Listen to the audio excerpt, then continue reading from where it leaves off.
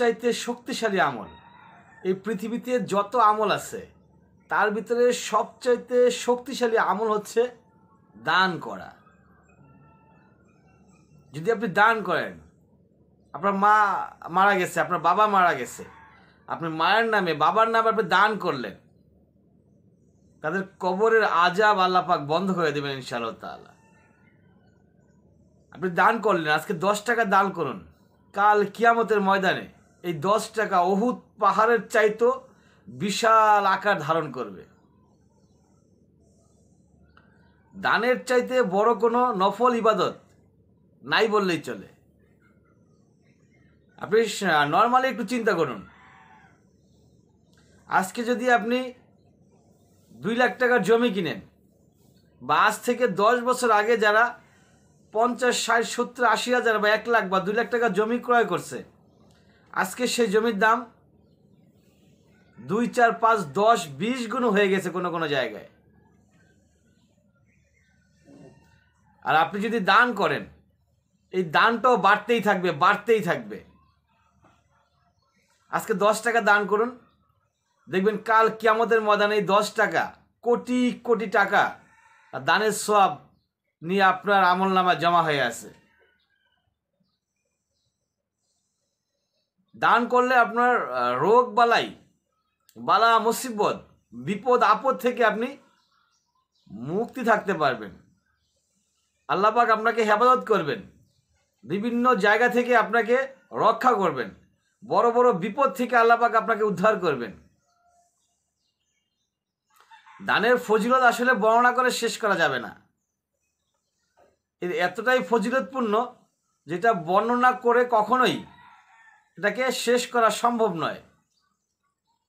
আপনি 10 টাকা দান করলেন মসজিদ উন্নয়নের কাজে, কোথাও মসজিদের নির্মাণ কাজ চলতেছে, এই মসজিদে কিয়ামত পর্যন্ত ইবাদত হবে, নামাজ হবে,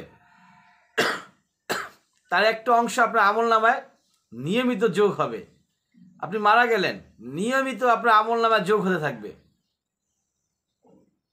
আপনি একটা গাছ লাগালেন কোথাও, সেই গাছের ফল পাখি ভক্ষণ করবে, মানুষ খাবে, সেই গাছের ছায়ায় মানুষ বসবে, ওই গাছে পাখিরা বাসা বানাবে, পাখিরা সেখানে কিচিরমিচির করবে, আর এতে করে আপনার আমলনামা স্ট্রং হবে, শক্তিশালী হবে। একটি টিউবওয়েল বসিয়ে দেন, যতদিন পর্যন্ত টিউবওয়েলের পানি চলবে ততদিন আপনার আমলনামায় সওয়াব জমতে থাকবে। রাস্তা নির্মাণ করুন, একটি কালভার্ট নির্মাণ করুন, একটি ব্রিজ নির্মাণ করুন, যতদিন মানুষ এর উপকার পাবে ততদিন পর্যন্ত আপনি সওয়াব পেতে থাকবেন। মসজিদে দান করেন, মাদ্রাসায় দান করুন, ওই দানের টাকা দিয়ে ওখান থেকে আলেম জন্ম নেবে, সেই আলেম থেকে আবার আরও আলেম তৈরি হবে, ওই আলেম থেকে আরও আলেম তৈরি হবে।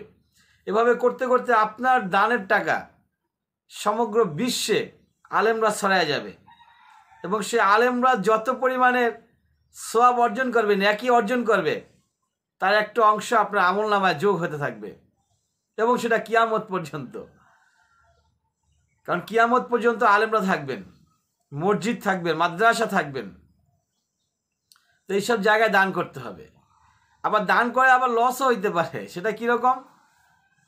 যদি আপনার কাছে কেউ দান চায়, একটু খেয়াল করবেন, যদি আপনার কাছে কেউ চায়, কেউ আইসা আপনার কাছে কিছু চাইলো, তাকে আপনি দান করে দিলেন, সে ওই টাকা নিয়ে মসজিদের উন্নয়নের কাজ করলে আপনার সওয়াব। সে যদি মদও খায় তারপর আপনার সওয়াব। সে মসজিদ উন্নয়নের কাজ করে যতদিন মসজিদের আমল চলবে ততদিন আপনার সওয়াব হবে। আর যদি সে নেশা করে, অ্যাডিক্টেড, কোনো খারাপ পথে ব্যয় করে, তাহলে আপনি 10 টাকা দান করলেন, 10 টাকার সওয়াব পাবেন। ও যে অন্যায় কাজ করলো, সে অন্যায়ের ভাগিদার আপনি হবেন না। বাট আপনি যদি কাউকে স্বেচ্ছায় দান করেন, মানে আপনার কাছে কেউ চাইলো না, আপনি ইচ্ছাকৃতভাবে কাউকে ডাইকে আইনা দান করলেন, আর ওই টাকা দিয়ে সে যদি কোনো খারাপ কাজে ব্যয় করে, তাহলে ওই খারাপ কাজের দায়ভার আপনাকে নিতে হবে। আর ভালো কাজ করলে ভালো কাজের সওয়াব আপনি পেয়ে যাবেন।